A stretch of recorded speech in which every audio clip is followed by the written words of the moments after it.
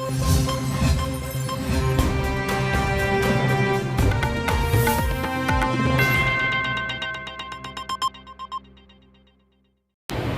لله رب العالمين والعاقبة للمتقين والصلاة والسلام على النبي الأمين محمد وآله وصحبه أجمعين أما بعد قال الله تعالى بعد أعوذ بالله من الشيطان الرجيم وتعاونوا على البر والتقوى ولا تعاونوا على الإثم والعدوان صدق الله مولانا العظيم. لائق احترام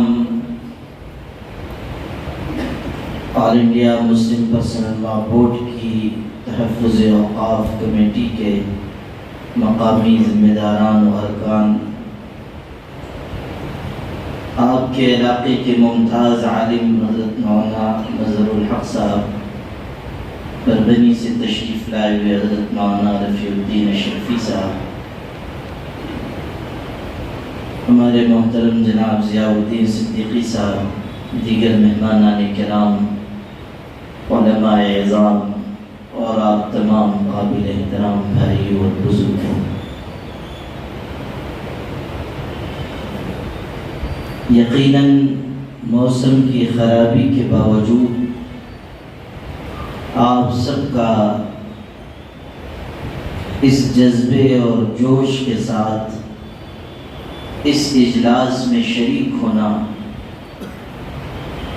اس بات کی یقین دہانی کے لیے کافی ہے کہ اوقاف کی حفاظت کے لیے نہ صرف یہ کہ آپ تیار ہیں، بلکہ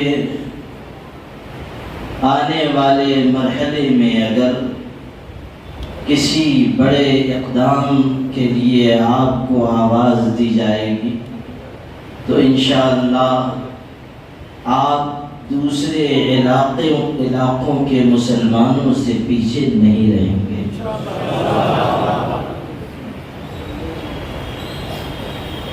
جب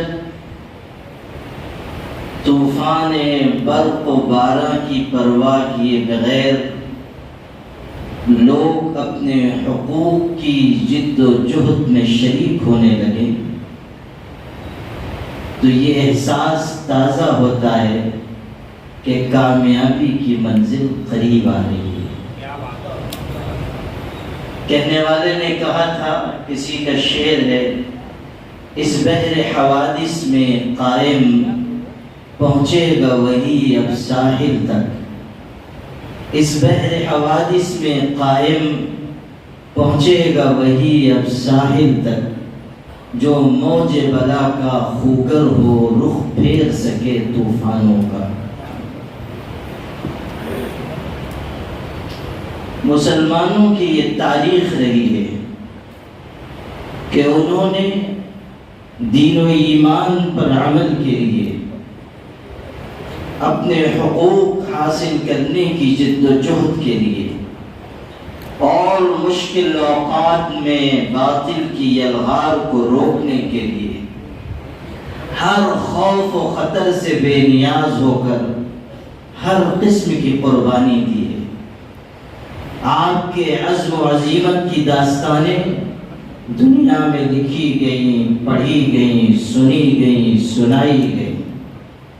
اقبال نے یوں ہی نہیں کہا تھا، ٹل نہ سکتے تھے اگر جب میں اڑ جاتے تھے، پاؤں شیروں کے بھی میدان سے اکھڑ جاتے تھے، تجھ سے سرکش ہوا کوئی تو بگڑ جاتے تھے، تیغ کیا چیز ہے ہم توپ سے لڑ جاتے تھے، نقش توحید کا ہر دل پہ بٹھایا ہم نے، زیر خنجر بھی یہ پیغام سنایا ہم نے۔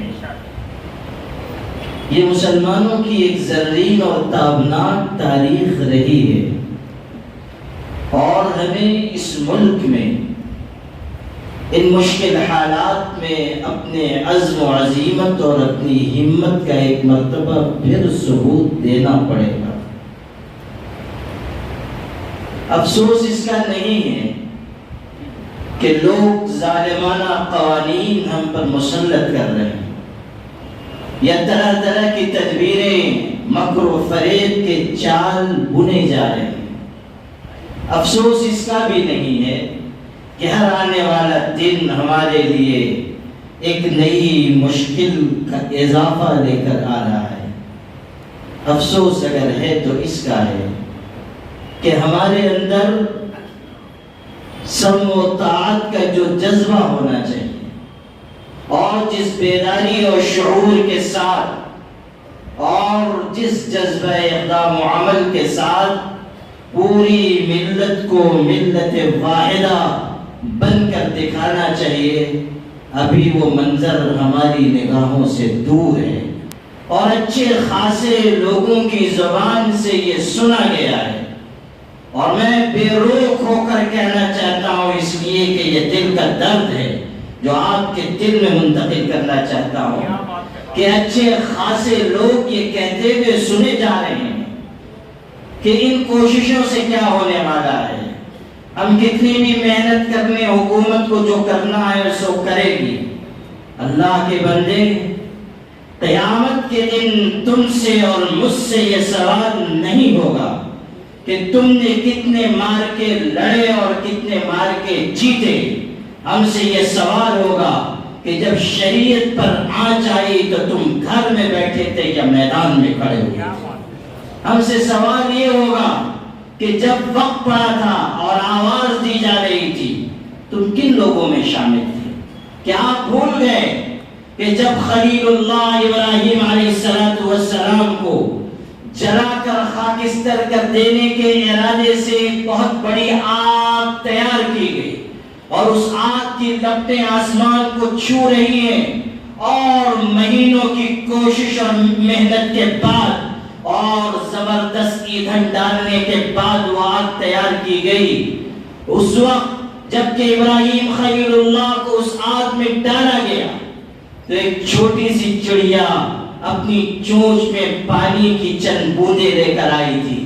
لوگوں نے کہا اتنی بڑی آگ اور یہ چند قطرے پانی، کیا تم یہ سمجھتی ہو کہ تم اپنی چونچ کے اس پانی سے اس دہکتی، سلگتی اور بھڑکتی ہوئی آگ کو بجھا سکو گی؟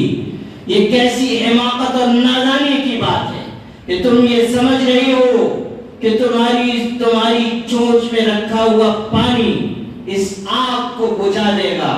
اس چڑیا نے یہ جواب دیا تھا، وہ جواب ہمیں اپنے دل پر نقش کرنا چاہیے۔ اس نے کہا تھا کہ میں بھی جانتی ہوں کہ میری چونچ کا یہ پانی اس آگ کو نہیں بجھا سکتا، لیکن میں یہ چاہتی ہوں کہ جب تاریخ لکھی جائے تو یہ بات تحریر ہو کہ آگ بجھانے والے کون تھے اور آگ جلانے والے کون تھے۔ یہ بات لکھی جائے کہ ایک چڑیا اپنی چونچ میں چند قطرے پانی لے کر آئی تھی، اس احساس کے ساتھ کہ یتن رسد بجانا یا جازتن برایت، یہ وہ جذبہ ہے جو مسلمانوں میں ہونا چاہیے۔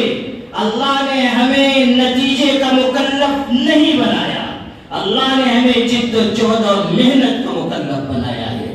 ہم حوصلے کے ساتھ، جذبے کے ساتھ، عزم و عزیمت کے ساتھ، ہمت اور بہادری کے ساتھ اگر کھڑے رہیں گے اور یہ اعلان کریں گے کہ ہم کسی بھی قیمت پر ناانصافی اور ظلم پر مبنی قانون کو قبول نہیں کریں گے، نتیجہ چاہے جو ہو، خدا کی بارگاہ میں سرخروئی ہمارا مقدر ہو۔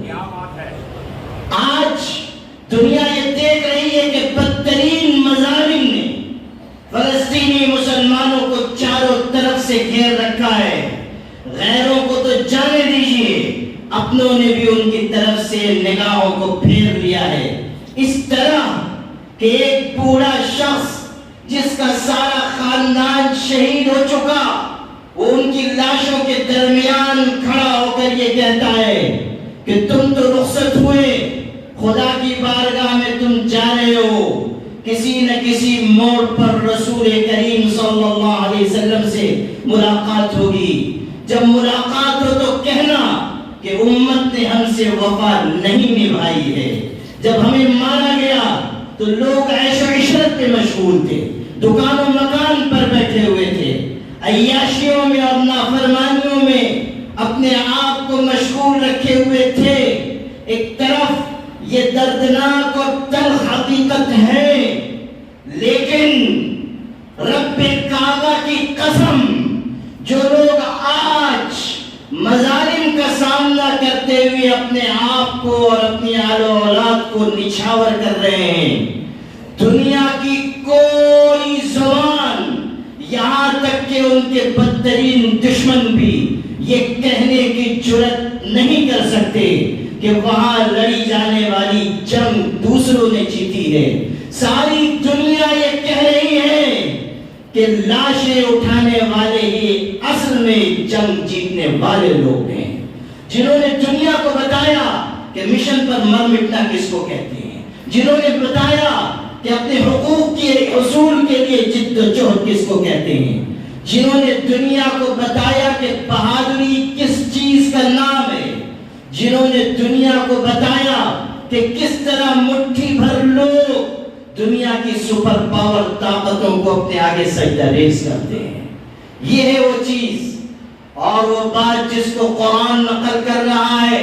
وَكَأَيٍّ مِّن نَّبِيٍّ قَاتَلَ مَعَهُ رِبِّيُّونَ كَثِيرٌ فَمَا وَهَنُوا لِمَا أَصَابَهُمْ فِي سَبِيلِ اللَّهِ وَمَا ضَعُفُوا وَمَا اسْتَكَانُوا وَاللَّهُ يُحِبُّ الصَّابِرِينَ.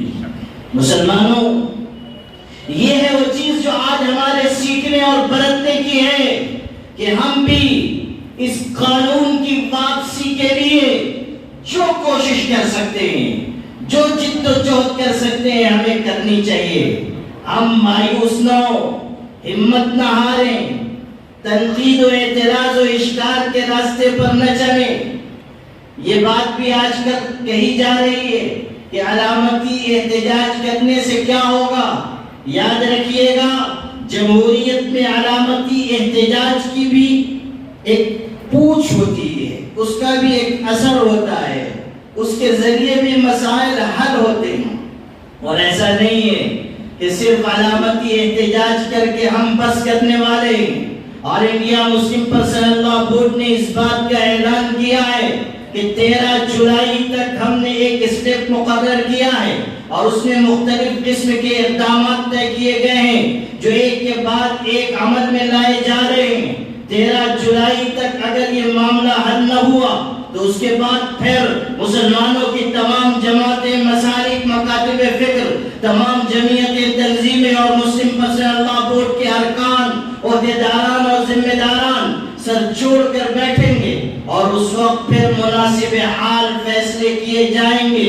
ہو سکتا ہے کہ کوئی بڑا اقدام بھی طے کیا جائے، کوئی بڑا فیصلہ بھی لیا جائے، اور ہمیں اس بات کی امید ہے کہ اگر کوئی بڑا فیصلہ بھی کیا جائے گا تو یہ ملت اسلامیہ اپنے سروں کو اور جانوں کو ہتھیلی پر رکھ کر نکلے گی اور اپنے حق کی جد و جہد کرے گی انشاءاللہ. اس لیے میرے بھائیوں، یہ نہ سمجھیے کہ صرف علامتی طریقے پر احتجاج کیا جا رہا ہے اور کسی قسم کی بزدلی یا کہ کم ہمتی کا ثبوت دیا جا رہا ہے. کچھ چیزیں ہوتی ہیں جن کو تدریجاً کیا جاتا ہے، ایک ترتیب کے ساتھ کیا جاتا ہے. ایک دم سے اپنی ساری تدبیریں لگا دینا یا ایک ساتھ اپنی ساری صلاحیتیں صرف کر دینا یا ایک ساتھ تمام اقدامات کو روح عمل لانا، یہ عقل بندی کی بات نہیں. البتہ اس کی کوشش ضرور کرنی چاہیے کہ پوری ملت بحیثیت ملت اس مسئلے کو سمجھے، اس کی تہ میں اترے. جیسا کہ یہاں قانون کی تفصیل بتائی گئی اور میں شکر گزار ہوں ہمارے ضیاء الدین صدیقی صاحب کا بھی کہ انہوں نے قانون کے سلسلے میں باریکیاں بھی بتائی. اور بہت سے حضرات ایسے ہوں گے جنہوں نے سمجھا بھی ہوگا، بہت سے ایسے بھی ہوں گے جن کے سر کے اوپر سے چلا گیا ہوگا، اس لیے کہ قانون کی بات سمجھنا اتنا آسان نہیں ہوتا. اور میں یہ محسوس کر رہا تھا کہ ہمارے بہت سے بھائی جب قانونی بات کی جاتی ہے وہ اکتاہٹ کا شکار ہونے لگ جاتے ہیں، اور کچھ عجب نہیں کہ دل میں دعا کرتے ہوں کہ اللہ تعالیٰ مقرر صاحب کو نیک ہدایت عطا فرمائے۔ لیکن سچی بات یہ ہے کہ جب تک آپ سمجھیں گے نہیں، آپ اس مسئلے کی نزاکت اور حساسیت کیسے محسوس کر پائیں گے؟ آپ کو گہرائی سمجھنی ہوگی، قانون میں کیا لکھا ہے، قانون کیوں نقصان دہ ہے، قانون میں کیسے تضادات ہیں۔ صرف یہ نہیں ہے کہ یہ قانون مذہب کے خلاف ہے، صرف یہ بات نہیں ہے کہ اس کی وجہ سے مسجد کو، مدرسے کو، قبرستان کو، عیدگاہ کو، یتیم خانے کو، عاشور خانے کو، درگاہوں کو، خانقاہوں کو نقصان ہے۔ صرف یہ بات نہیں ہے کہ نئے وقت قائم کرنے کے سلسلے میں دشواریاں پیش آئیں گی، بلکہ مسئلہ یہ ہے کہ یہ قانون آپس میں بہت سے تضادات اپنے اندر لیے ہوئے۔ ایک طرف اس قانون میں یہ بات ہے کہ وقف بورڈ میں اور سینٹرل وقف کونسل میں غیر مسلموں کو ممبر بنایا جائے گا، اور دوسری طرف اسی قانون میں یہ بات ہے کہ کوئی غیر مسلم وقف کرے گا تو اس کو وقف نہیں مانا جائے گا۔ آپ ادھر غیر مسلم کو لانا چاہتے ہیں اور ادھر سے غیر مسلم کو نکالنا چاہتے ہیں، یہ تضاد ہے۔ پتہ نہیں کن عقل مندوں نے قانون بنایا ہے۔ ویسے اللہ کی مہربانی ہے کہ ہم لوگوں کے پاس عقل مندوں کی کوئی کمی نہیں ہے، اتنے سارے مل گئے ہیں کہ ہم لوگوں پر تو زکوٰۃ واجب ہو گئی ہے کہ ہم لوگ تھوڑی زکوٰۃ نکالیں، دوسرے ملکوں کو بھیج دیں۔ ایسے عقل مند، وہ جن کو پہلے کے دور میں کتابوں میں بوجھ بھجکڑ لکھا جاتا تھا، یہ تعبیر ہے، ہمارے مولانا رفیع الدین صاحب اس کا لطف دیں گے۔ پہلے کتابوں میں لکھتے تھے بوجھ بھجکڑ، سمجھے آپ کہ نہیں سمجھاتا ہوں میں، ابھی نہیں سمجھے ناگڑ والے۔ بوجھ بھجکڑ کس کو کہتے ہیں وہ سمجھ لیجیے۔ ایک گاؤں تھا بھولے بھالے لوگوں کا، بیچارے وہیں گاؤں میں رہتے تھے، کچھ اتا پتا تھا نہیں ان کو باہر کی دنیا میں کیا ہوتا ہے۔ ایک دن ایسا ہوا کہ ایک ہاتھی رات کے وقت ان کے گاؤں سے گزر گیا۔ انہوں نے کبھی ہاتھی بھی نہیں دیکھا تھا، اس کے پیر بھی نہیں دیکھے تھے۔ اب جو ہاتھی گزرا رات کے وقت میں، اور صبح یہ لوگ گاؤں والے نکلے تو وہ ہاتھی کے پیر کے نشان دیکھ کر حیران ہوئے، اور یہ خیال کرنے لگے کہ یہ کون سی قسم کا انسان تھا جو یہاں سے گزر کے گیا ہے، ایسے خطرناک پیر والا۔ تو ایک صاحب تھے جو اندھوں میں کانا راجا تھے، وہی بوجھ بھجکڑ صاحب تھے، ان سے رجوع فرمایا گیا۔ وہ آئے، بڑی گہرائی سے انہوں نے نقش قدم کا معائنہ فرمایا، اس کے بعد انہوں نے ارشاد فرمایا یعنی کہ انسان کے پیر کا نشان نہیں ہے، یہ کوئی ہرن تھا، اس کا پیر چکی میں پھنس گیا تھا اور وہ چکی لے کر یہاں سے گزرا ہے، اسی کے پیر کے نشانات ہیں۔ اور یہ کہہ کر وہ ہنسنے لگا اور پھر رونے لگا۔ یہ حصہ سنیے، بہت دلچسپ ہے۔ پہلے ہنسنے لگا، اس کے بعد رونے لگا۔ تو لوگوں نے کہا کہ آپ پہلے ہنسے اور پھر روئے، یہ کیا مسئلہ تھا؟ تو وہ بوجھ بھجکڑ کہنے لگا، اصل میں مجھ کو یہ خیال ہوا کہ اتنی پیچیدہ چیز کو میں نے چٹکیوں میں حل کر دیا، کتنا عقل مند انسان ہوں، اس لیے ہنسی آئی۔ کہا پھر رونا کیوں آیا؟ کہنے لگے یہ سوچ کر رونا آیا کہ جب میں مر جاؤں گا تو میرے بعد ایسے مشکل مسائل کو کون حل کرے گا، اس پر رونا آیا۔ یہ تھے بوجھ بھجکڑ صاحب۔ تو ایسے بوجھ بھجکڑ ہمارے ملک میں بھی کافی ہیں، اور ایسی چیزیں لکھتے ہیں، ایسی باتیں ہم کو بتاتے ہیں کہ عقل حیران ہو جاتی ہے کہ کس یونیورسٹی سے پڑھ کر آئے ہیں۔ ویسے اس یونیورسٹی کا ہم کو پتہ معلوم ہے، اس کا نام ہے واٹس ایپ یونیورسٹی، وہ وہیں سے فراغت حاصل کر کے چلے آتے ہیں۔ اسی لیے پارلیمنٹ جیسی جگہ کھڑے ہو کر کہتے ہیں کہ وقف مذہب کا معاملہ نہیں ہے، مینجمنٹ کا معاملہ ہے۔ اللہ کے بندے، وقت تو قرآن سے ثابت ہے، حدیث سے ثابت ہے، مسلمانوں کا تعامل ہے، حضور صلی اللہ علیہ وسلم کے 20 ارشادات ہیں، صحابہ کی وقف کی ہوئی جائیدادیں ہیں، تابعین کی وقف کی ہوئی جائیدادیں ہیں۔ مسلمان جس علاقے میں گئے انہوں نے وقف کیا، مسجد بنائی، قبرستان قائم کیے، جہاں گئے انہوں نے اپنے بزرگوں کے لیے خانقاہیں بنائی، جب ان کا انتقال ہو گیا ان کو دفنایا، ان کے لیے درگاہ تعمیر کر دی، اور طرح طرح کے رفاہی، تعلیمی اور سماجی کاموں کے لیے مسلمانوں نے وقف کیا۔ آج ہمارے پاس جو شیعہ مقرر کہنے کو کہہ جاتے ہیں کہ مسلمانوں کو خرچ کرنا فلاں قوم سے سیکھنا چاہیے یا فلاں جماعت سے سیکھنا چاہیے، وہ حوالہ دیتے ہیں کہ دیکھو غیر مسلموں میں فلاں تنظیم ہے، اس میں لوگ جو شامل ہوتے ہیں اتنا خرچ کرتے ہیں، ایسے خرچ کرتے ہیں۔ مسلمانوں کو ان سے نصیحت حاصل کرنی چاہیے۔ ایسے لوگوں سے میں کہتا ہوں کہ تم نے غیرت ایمانی اور حمیت دینی کہاں لے جا کر بیچ دی ہے؟ غور کرو کہ تم اپنی زبان سے کیا بات کہہ رہے ہو۔ وہ مسلمان کہ روئے زمین پر جن کے اندر سب سے زیادہ راہ خدا میں خرچ کرنے کا جذبہ ہے، جن کا ایک خلیف فرد بھی اپنے خون پسینے کی کمائی اللہ کی راہ میں دے کر خوش ہوتا ہے، اس قوم کو آپ کہتے ہیں کہ جاؤ اور فلاں تنظیم سے خرچ کرنے کا سلیقہ سیکھو۔ یہ کیسی آپ واہیات بات کہہ رہے ہیں؟ دنیا کو آپ دعوت دیں کہ اگر تم رفاہی اور سماجی کاموں پر خرچ کرنے کا سلیقہ سیکھنا چاہتے ہو تو آؤ اور دیکھو کہ اس گئے گزرے دور میں بھی مسلمان کی شان کے ساتھ راہ خدا میں خرچ کرتا ہے۔ ترکی میں ایک مسجد ہے، نام ہے اس کا ساکی یدم، ترکی زبان میں اس کا مطلب ہے گویا کہ میں نے کھا لیا۔ وہاں پر اس مسجد کی پوری تاریخ لکھی ہوئی ہے، اور وہ مختصراً یہ ہے کہ ایک غریب مزدور انسان کے دل میں یہ خیال پیدا ہوا کہ میں اللہ کا گھر بناؤں، لیکن اس کے پاس کوئی رقم نہیں، کوئی سرمایہ نہیں۔ اس نے اپنی نوجوانی میں یہ طے کیا کہ آج سے کوئی بھی اچھی چیز کھانے کا دل میں خواہش پیدا ہوگی، تمنا آئے گی تو میں اتنی رقم ایک جگہ رکھ دوں گا اور اپنے دل کو یوں بہلاؤں گا گویا کہ میں نے کھا لیا۔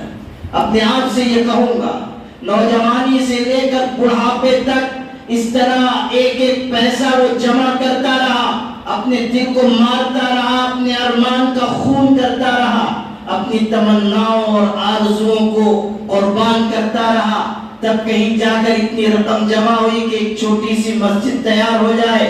جب مسجد تعمیر ہو گئی اور لوگوں کو اس کی قربانی کا پتہ چلا تو لوگوں نے اس مسجد کا نام اس کی قربانی کی یادگار میں ساکی یدم رکھا، گویا کہ میں نے کھا لیا۔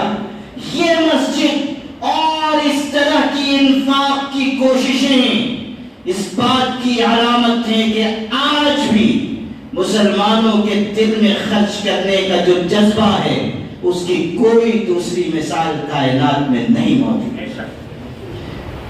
یہ ہے ہمارے لیے وقف کی اہمیت اور اللہ کے راستے میں خرچ کرنے کی فضیلت قرآن پاک سے، حدیث شریف سے اور مسلمانوں کے تعامل سے وقف کی اہمیت اجاگر ہوتی ہے۔ اور وقف خالص مذہبی مسئلہ ہے، کوئی انتظامی مسئلہ نہیں، لیکن پارلیمنٹ میں کھڑے ہو کر لوگ کہہ رہے ہیں یہ انتظامی مسئلہ ہے، یہ خالص مذہبی مسئلہ ہے اور آپ کو اس میں مداخلت کا کوئی حق نہیں ہے، آپ اس میں داخل نہ ہوئیے، یہ مذہبی مسئلہ ہے، اس کو مسلمانوں سے متعلق رہنے دیجیے۔ لیکن افسوس کہ وقف امینڈمنٹ ایکٹ کے نام پر ایسی ترمیمات لائی گئی کہ جس کی وجہ سے مسلمانوں کے اوقاف خطرے میں پڑ جائیں، ان کی جائیدادیں خطرے میں پڑ جائیں۔ اور صرف یہ نہیں ہے کہ ہماری زمین چلی جائے گی، ہمارے پیسے چلے جائیں گے، ہمارے باپ دادا کا سرمایہ چھن جائے گا، صرف اتنا مسئلہ نہیں ہے۔ آپ اصل چیز کو سمجھیے کہ وہ مدارس اسلامیہ جن کے ذریعے اس امت کو حوصلہ ہے، مدد ہے، تقویت ہے، جہاں سے خدمت گزار فعال کارکن اٹھ رہے ہیں، جہاں سے حفاظت شریعت کی آوازیں بلند ہو رہی ہیں، ان مدارس اسلامیہ کو اس قانون کے ذریعے نشانہ بنایا جا رہا ہے۔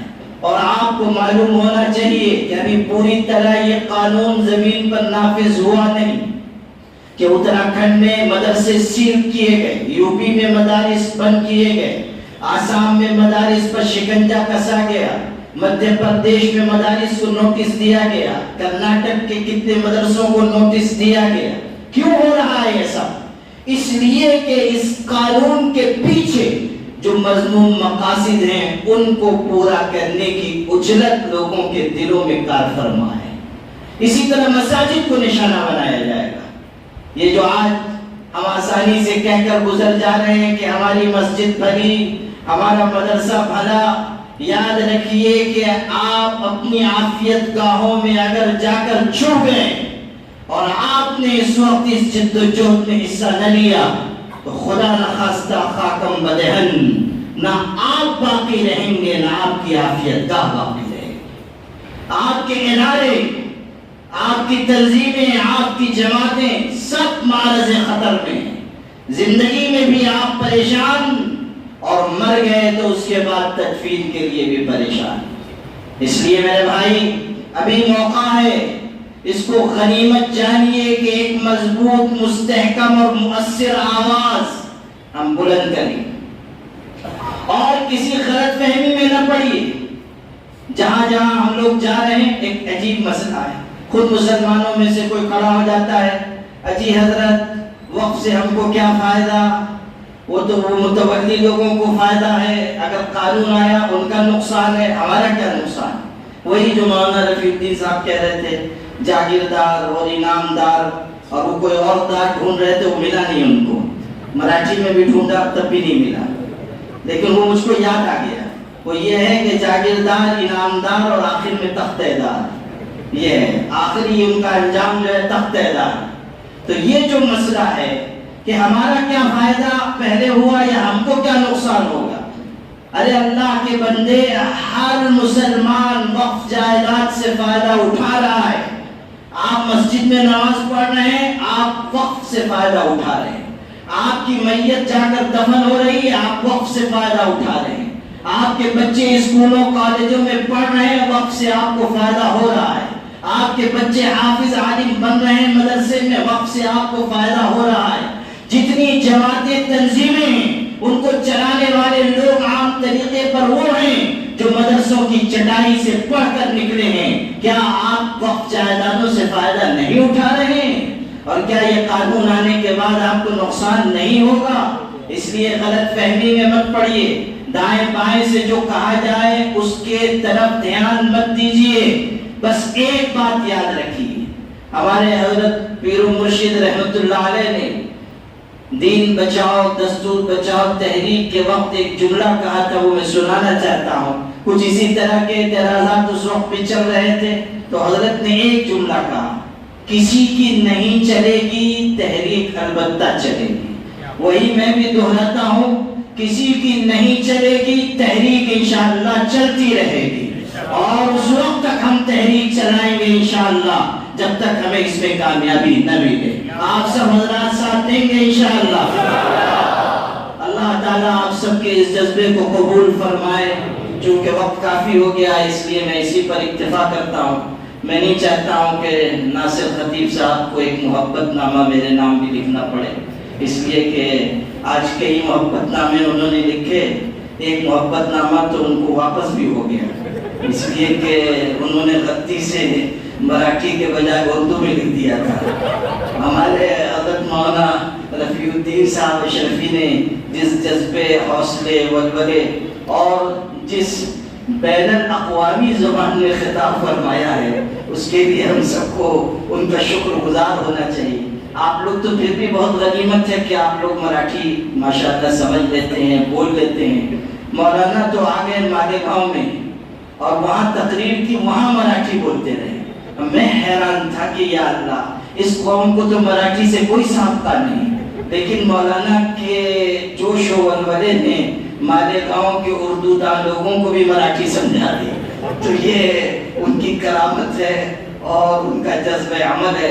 اللہ تعالیٰ ہم سب کے اتحاد کی حفاظت فرمائے اور ہم سب کے متحدہ ادارے مسلم پرسنل لا بورڈ کو اللہ تعالیٰ سرسبز و شاداب رکھے۔ وآخر دعوانا